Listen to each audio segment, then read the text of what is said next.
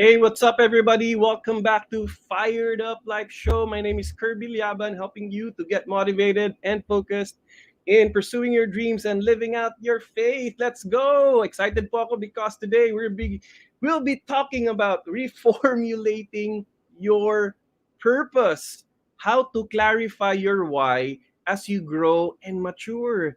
Have you ever felt like you're lost or nagdududa ka, ito pa ba ang pinapagawa ni Lord sa aking buhay? Or maybe you felt like, ano ba ang direction ko ngayon? What is my purpose at this stage of life? You know, this happens when something new comes up. For example, you've just graduated from college, from university. O syempre, iba yung purpose mo nung estudyante ka sa purpose mo when you are now working, right? Or maybe you've just retired. Tapos yung dating energy at activity and involvements are now quite different now that you're retired. And you ask yourself, ano pa ba ang purpose ko? What is my sense of being at this point of my life? Ayan po, no? So we need to revisit, we need to reformulate what our purpose is. Kasi iba-iba ang ating kayang ibigay sa mundo as we grow and mature. Yes, yes, and that is what we'll be talking about right now. And if you think you need this, and if you think there's someone out there who needs to reformulate their purpose, please stay tuned and please share this or tag them right now. Ayan, ayan po. Let's reformulate our purpose. And personally po, I also go through this. I go through a reformulation of my purpose. Kasi I'm now in my early 40s. So marami na ring stages of life na pinagdadaanan ko. And every time I see that what helps me overcome, a sense of getting lost or having a lack of direction is to go back to the drawing board and write down my purpose again. Ito pa ba ang gusto kong gawin? Ito pa ba ang pinapagawa ni Lord? Ayan, no? So that has helped me through my life, through my 40 plus years of existence. And I pray that it will help you also. All right. All right. All right. So let's get it on. Friends, ayan, so the Fired Up Life is here to get you motivated and focused in pursuing your dreams and living out your faith. It's about motivation for work and life. We address here, work-related stuff because it also connects to our faith. It also connects to our family, di ba? So if we can get motivated at work, it can bless our family as well, right? Ayan po. So the Fired Up Life show is here for you every Tuesdays and Thursdays at 3 p.m. And definitely, yes, I go live almost every day with 5 to 10 minutes of inspiration. Pero itong Fired Up Life show, ito yung long content. This is where we can really interact. This is where we can have a conversation. You can, right there in the comments, you can ask questions. And every week also, once a week, I have a guest that I bring here to the Fired Up Life show. Ayan po. So, magparamdam naman po kayo. Let me know where you're watching this from, guys. Are you watching it from YouTube? Are you watching this from my profile or here in this page? Or kung taga saang bansa kayo? Let me know right now. Okay, okay. So, here we go. Reformulating your purpose. How to clarify your why as you grow and mature. Ayan po, no? As we grow and mature. Meaning, no, just to be straightforward, habang tumatanda tayo, nagkakaroon din ng evolution ang ating mga reasons, ang ating mga why. No, some things are constant like our faith. Yes, we exist to love and serve the Lord, to know, love, and serve Him. But the manner in which we express these things, they evolve as well, right? Kasi, why? We gain new knowledge, we gain new skills, we gain new experience, and because of that, of those blessings, we are also capable of more things already. Ayan po. So, minsan pag hindi po tayo na-challenge sa ating ginagawa, ayan, nawawalan tayo ng relevance. No? Hindi tayo nagkakaroon ng sense of development. All right. So let's reformulate our purpose. But before we begin, yes, hello, hello. Mary Ann Tabuena, Facebook, Australia. What's up? What's up? Hello to all those who are watching from down under. I don't know what time it is there, but thanks for watching. Hello, Fred. Sabi ni Fred, adulting is real. Yes. When ba tayo namulat na nag-adulting na tayo? For me, Fred, yung when I transferred from my place in Cebu, my home province, to Manila, no? Kasi sa Cebu, basically my mom and dad were there, and parang very dependent ako sa kanila sa pagluto and everything, the clothes. Then when I went to Manila for my missionary work, ayan, sariling labas, sariling luto, sariling lahat, no? And yes, adulting is real. And sabi ko, wow, kailangan ko ng mag-level up in terms of how I see life, how I approach life, and I have to suck it up a lot of times, meaning talagang tanggapin ang mga bagay na mga nagbabago sa ating buhay. Yes, adulting is real, Fred. Sino ba nanonood dito that is going through that phase also, yung adulting? Adulting can also mean bagong kasal kayo, yung single ka pa. Ayan, no, you're kind of free to go wherever, to spend your own money. Pero nung kinasal na, hala, yan na, adulting is real na. Kailangan na pag-isipan how to raise a family, how to have your savings. Ayan, so thank you for bringing that word up. Yes, yes. And hello, Lasty, watching on FB. Yes, nakahabol sa live. Good. Thanks for being here. And hey, thanks for being one of our newest patrons. So, hey, Lasty and Lasty Ed Talia. Ayan. What's up, Ellen? Watching from Facebook as well. All right, all right. So, simulan na po natin ang ating session. I hope you're excited kasi excited din po ako watching this. But you know how you can help the Fired Up Live show? Tag your friends or share to your profile. That would be really, really awesome. All right. So, first na premise po. Ito po yung totoo. We are all a work in progress. As we speak right now, we are progressing. We are not in our perfect state, and will never be, right? Because number one, makasalanan tayo, di ba? There will always be shortcomings. Number two, our brains are developing. Our opportunities are still awaiting. We will still go through a lot of perhaps some painful challenges in our lives where we can actually experience that progress. We can actually experience that kind of opportunity for growth. Ngayon po, no? Uh, lahat na siguro ng kilala ko nagkaroon na ng COVID. Halos lahat, kung hindi mong COVID, nagkaroon ng symptoms. I don't know if you're watching this and has gone through the COVID scare, or nagkaroon talaga ng COVID, di ba? There was something in us that grew because of that quarantine experience. A certain maturity, a certain deeper understanding about life and the value of it, right? A deeper appreciation of our lungs. Kasi pag nagka-COVID, di ba, yun yung tinatamaan talaga, yung breathing din natin. So, we are a work in progress, whether you're progressing through your career, progressing through the painful things that we experience in life, or going through a health crisis, no? Talagang we are that. Hindi tayo in a perfect state. I tweeted today, ang tinit ko po, no? The advice to be who you are can be also be translated to develop who you are. 'Di ba? Kasi kung yung be who you are lang, yeah, that's your current state, but you are a work in progress. So continuously nag-grow tayo. So if we keep on growing, that means our purpose also is also growing, 'di ba? Our purpose is also evolving. Ayan. So we also encounter, because of this, we encounter a crisis of identity and purpose as we mature. Ayan, pag sinabing crisis of identity, ito pa ba ang gusto kong gawin? Pag sinabing crisis of identity, ito pa ba ang negosyo na gusto kong i-pursue? Or ako ba ay, ano ba ako? uh, tinatawag ba ako ni Lord na magpare or magmadre, ganyan, ano? So may crisis of identity. Tinatawag nga ba ako ni Lord na to the sacrament of marriage? Ayan po. So there is that point where you get confused, no? And identity in terms of relevance. Naku, wala na ako sa position, sa leadership, for example. Ano pa ba ang silbi ko? No, nagkakaroon ng self-pity, nagkakaroon ng confusion, nagkakaroon ng self-doubt. Ayan, we go through that when we are at a point where we have to reformulate our purpose. No? So there's that feeling of confusion, the sense of wanting to do something different. No, iba naman ang gusto kong gawin. No, maybe you've been doing it for the last 5 years. You feel like you can do something more. You can do something different.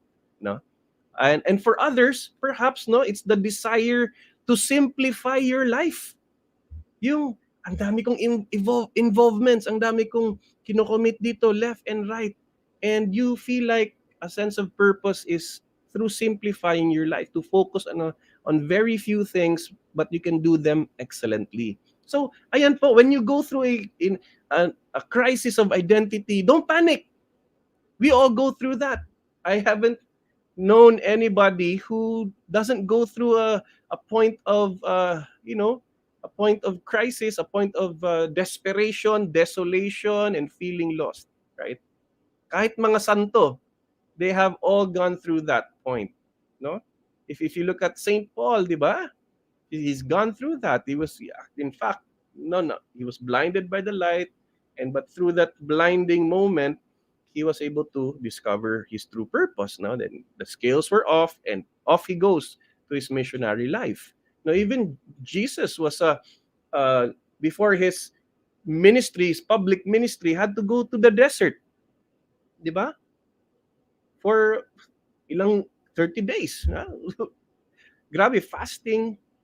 And of course, not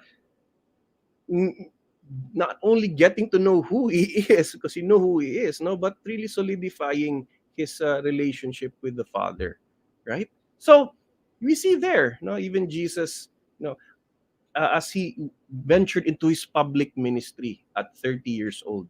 So, ano ba ang pinagdadaanan nyo ngayon? What type of crisis are you going through right now? Maybe there are a lot of days where you feel that you're just depressed and sad, di ba?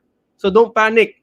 It might be that what you need is a reformulation of your life's purpose. Ayan po. No? So, sabi ni Tony Robbins, activity without purpose is the drain of your life. Baka kasi nagtatrabaho ka sa inyong employment. You're working there, and as you work, parang walang meaning, walang purpose. You feel like you're a walking dead, no? Para kang zombie. Medyo iba ang zombie ngayon ng Korea. Nanonood ako ng, ano ba yun? All of Us Are Dead ba yun? Tumatakbo, no? Iba, no? Yung aking na-imagine, yung western na zombie, yung naglalakad ng mabagal, yung Walking Dead na type, no? So, baka ganito na tayo kasi we serve and serve, or probably we do our businesses na nawalan ka na ng purpose. You know, there was a time, no, in my 5 years journey dito sa Fired Up Life, iniisip ko din talaga yan. Lord, bakit ako na-drain ngayon? Yun pala, I needed to come up with a new purpose statement. At yung nakikita niyong purpose statement, helping you to get motivated and focused in pursuing your dreams and living out your faith, hindi automatic yan. It was a birth thing. You know, it was a process of coming up with that statement, having learned from the viewers and the followers of the Fired Up Life. So, eto, let's be conscious of this. Let's be wary of this kasi pag wala talagang purpose, nakaka-drain. No? Bakit ka ba nagwo-work? Medyo alam mo naman, I'm working for my family. You know, you know that, right? But you have to make it clear. You have to make it exciting. You have to have sense in what you're doing. So let's take note of that. So what we need is to reformulate our purpose. Pag reformulation, naalala ko yung engineering days ko eh. 5 taon po, puro formula ang kaharap ko. So for those who do not know, I'm actually an industrial engineer. At 5 taon po ay almusal ko ay mga algebraic expressions, mga formula na yan. Kaya malapit sa puso ko. Kasi talagang sunog kilay, 5 taon. Diba? But I also learned there that, you know, these formula, andyan sila to solve something. No? The formula are there to solve something. No? So, the formula, the square root, mga ganyan, no? Kung ano-ano yung mga favorite formulas nyo nung elementary and high school. Ayan, yung Pythagorean theorem, yung mga ganyan na kung maalala bigla, no? But, you know, the purpose is to solve the problem, di ba? Problem solving. And you have to present the formula. And I think also in our life, just to compare it, we have problems, but we need a formula to solve our problems, right? So ganun din po ang ating magiging posture and ating, shall we say, reference or context in terms of approaching today's session. Kaya I want to share with you 5 steps to reformulating your purpose. No, 5 steps po siya. So these are very practical, step by step po siya. Hindi po siya options lang, but it's really a point by point process. Yan po, no? 5 steps to reformulating your purpose. You know? So if you're ready, guys, paki-type na lang dyan sa ating chat box. No? Sabihin niyo lang po, fired up. Fired up to discover my purpose. Yan. Mahaba, no? Tina-type ko ngayon. Fired up to discover my purpose. Ayan po. Let's go, let's go. Let's flood Facebook, let's flood Facebook, YouTube, kung saan man kayo nanonood ngayon. Ayan, let's flood our comment section with fired up to discover my purpose. Check attendance na rin po yan. No? Don't just be a lurker, be an active contributor to our show today. Ayan. Yes, yes, yes. No, fired up na hapon. Pinky, thanks for tagging your friends. Fred, yes, the desire on making your circles smaller. Yan, pag-usapan natin later yan. Ramel, yes, is fired up to discover his purpose. Si Lasty din is fired up to discover his purpose or their purpose. Ayan, so, hey, keep your comments coming. Let's all get fired up to rediscover, to reformulate, and to revitalize our life's purpose. So, keep it up.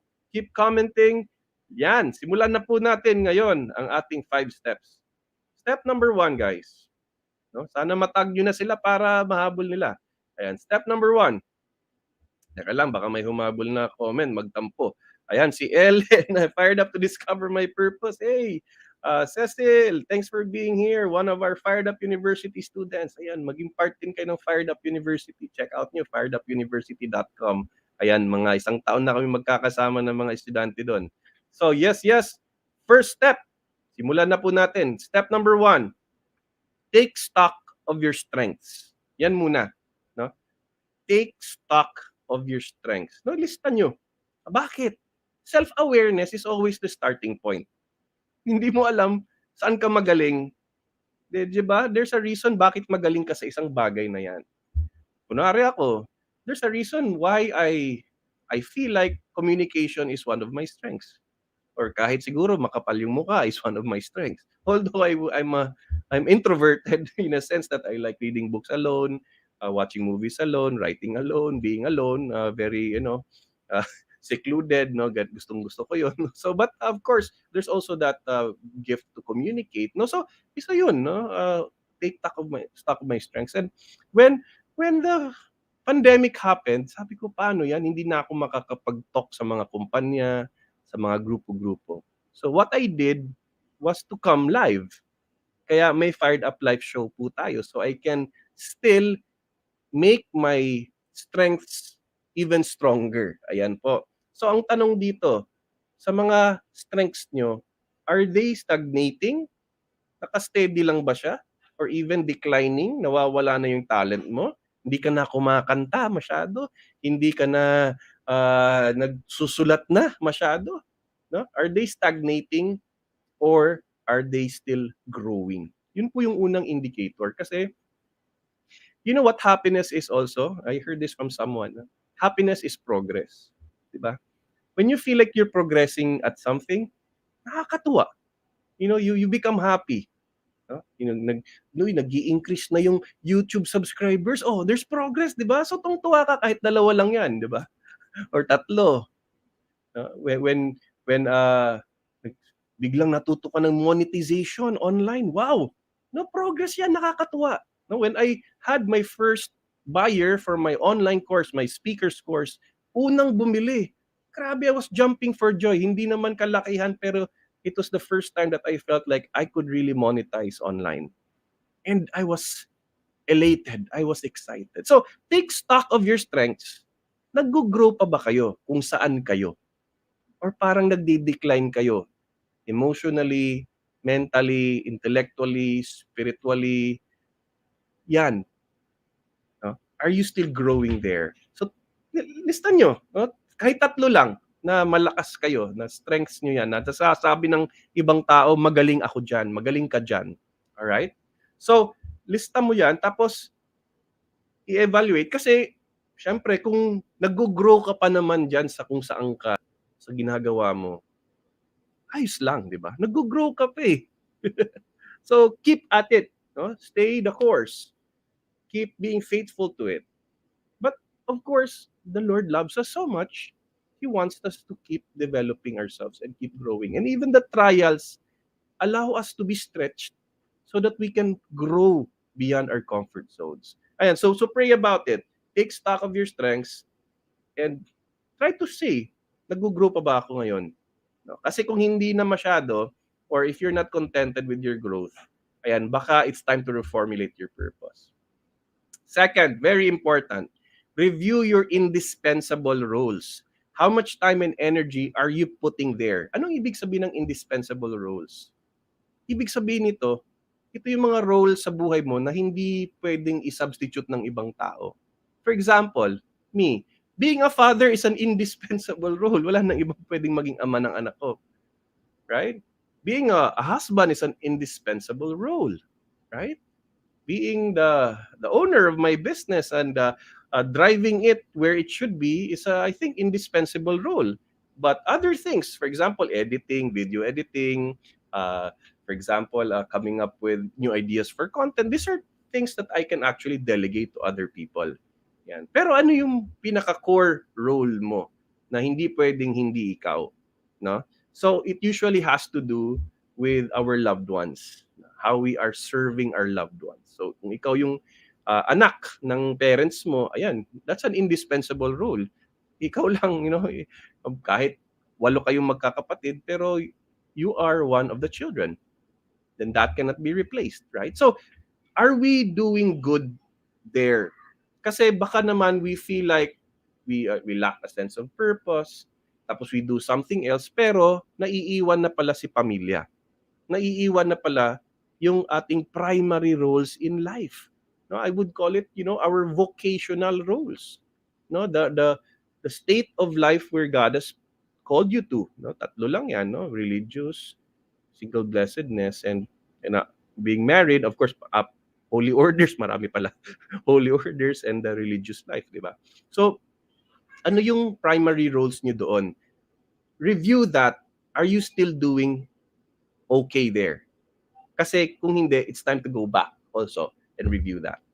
All right. So how much time and energy? So ito na yung actionable steps. No, I hope you can pay attention to the third one, because the first 2 are more of like evaluation, more of like self-reflection and self-awareness. So, but the third one really is to draft and rewrite your purpose statement. Now, again, there's like a subtitle there. Revisit your current purpose statement and rewrite it in a way that will push you to grow and become better with your roles. All right. Okay? So again, para sa mga tao na mahilig mag-reflect, meron yung mga mission statement, purpose statement. I get it, no? And in fact, if you bought my first book, The Fired Up Life, I teach there how to write your own purpose statement para magkaroon ng clarity, right? But for the many who don't have time to actually write a purpose statement, a mission statement, ayan, no? Baka it's time. It's time to clarify your purpose.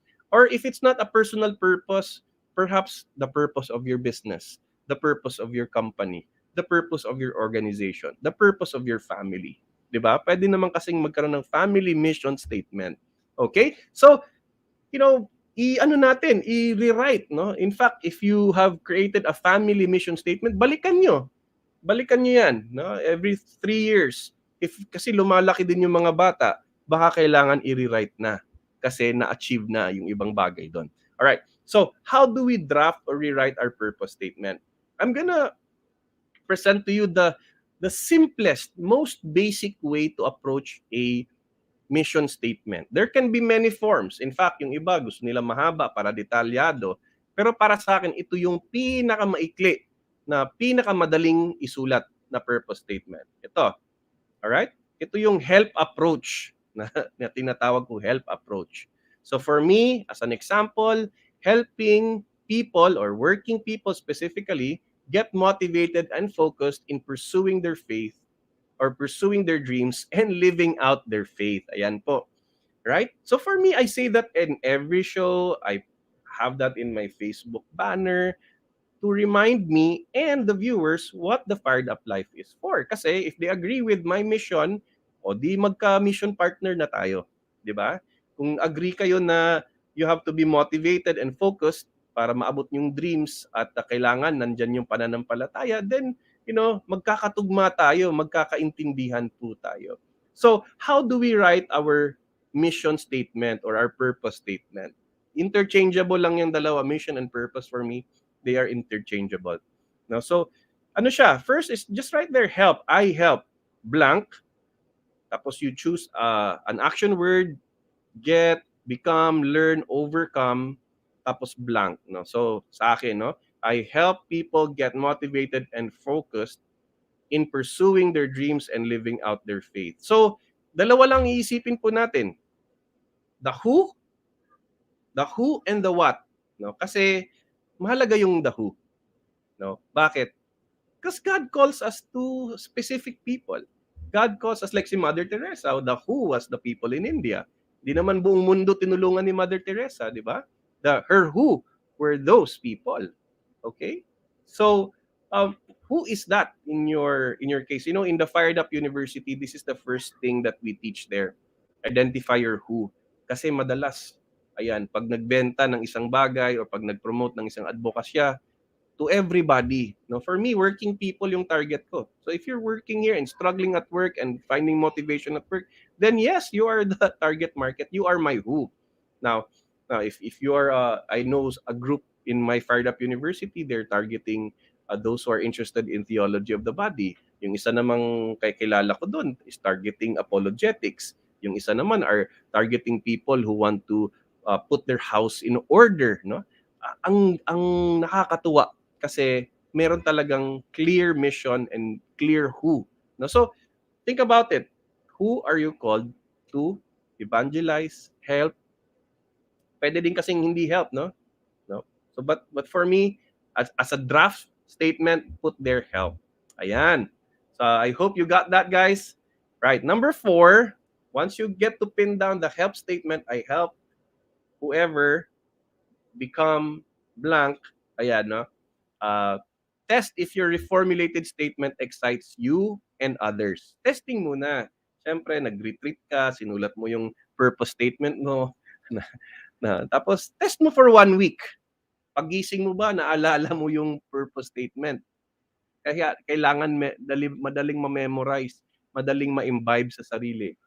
Does it help you get out of bed in the morning? Na-excite ka ba sa purpose statement na yun? Kasi pag hindi, kulang pa. Kailangan pa ng more reformulating. Kailangan pa ng more work. If you're part of an organization and you just had your planning, tapos tinignan mo yung mission statement, parang boring, hindi nakaka-excite, kailangan i-reformulate pa. No? So, ayan, no? And another litmus test for a good purpose statement would be when you share it with others, do they want to become part of it? Do they want to support it, contribute it, sign up for it, be able to chip in whatever they can according to their resources and their time and their knowledge and expertise. Kaya nakakatuwa, no? I have fired up patrons who obviously see the value and they contribute as well. No? So when I share with them my vision and my mission statement, or specifically my purpose statement, ayan, no? So they believe in it and they want to contribute to it. So yan, testing. No? The 5th step, guys. I hope you're still with me. If you're still with me, paki-type naman. Still here. Still here, bro. Okay. Okay, so number 5, no, keep praying about it and keep optimizing your purpose. So sometimes it takes a couple of weeks, sometimes it takes a few months, pero kailangan continuously developing. Okay? So keep praying about it. Magdasal ka. No? Parang hindi ako na-excite, Lord. Sige. Redraft, repurpose. Tapos hangga't dumating ka sa point na the more you use it, the more you feel like, yes, it's still very relevant. Ganyan po ang nangyari sa aking purpose statement. Helping you become motivated and focused in pursuing your dreams and living out your faith. Alam niyo po, it took me a while to also memorize that. No? Pero ngayon, napaka-natural na lang po sa aking pagbigkas sa itong statement na to. So that's what's important. All right? So keep optimizing it, no? Keep reviewing it, and keep being fired up about what you have written in your purpose. So again, just to recap, 5 steps to reformulating your purpose. First step is to take stock of your strengths. Okay, lista nyo at evaluate if you're still growing or stagnating. Kung stagnating, time to reformulate your purpose. Number 2, review your indispensable roles. No? Tingnan nyo kung okay pa ba. No? Are you still being a good father, husband? Kasi baka napag-iwanan na because of your purpose in mind, di ba? Pero hindi na pala healthy with your roles. Okay? Number 3 is test if your reformulated statement excites you and others. Yun po yun, no? Litmus test. Number 4, draft and rewrite your purpose statement. And number 5, keep praying about it and keep optimizing your purpose. Awesome. All right, all right. So I hope you learned some things here with our 5 steps to reformulating your purpose. And yeah, thanks for, okay, they're still here. Yes, JR is fired up on reformulating my purpose. Si Rain, I just reformulated mine. Awesome. Maganda rin kung ma-share mo dito yung reformulated purpose mo para ma-inspire ang ating mga viewers. Di ba? Di ba? All right. Great, great. Hey, Lasty, thanks for being still here. And Rommel and Lope and Fred. Yes, indeed, even purpose changes depending on the situation. All right. All right. So, yeah, we keep on evolving as a human being. We keep on developing ourselves. And therefore, as we go through the different stages of our lives, we also must be keen in seeing how we can maximize our contribution by being clear about our purpose. Again, activity without purpose is the drain of your life, according to Tony Robbins. I agree with that. Pag walang purpose yung activity mo, ayan, diyan ka na mapapagod, diyan ka na ayaw gumising, diyan ka na magiging depressed at hindi ka na magiging fired up dyan. So to fire you up back again, reformulate your purpose. Awesome, awesome. All right. So if you have questions, guys, if you have, if maybe you can share which of the 5 things here has struck you the most, which of the 5 things here you can relate with, just type there in our comment section as well.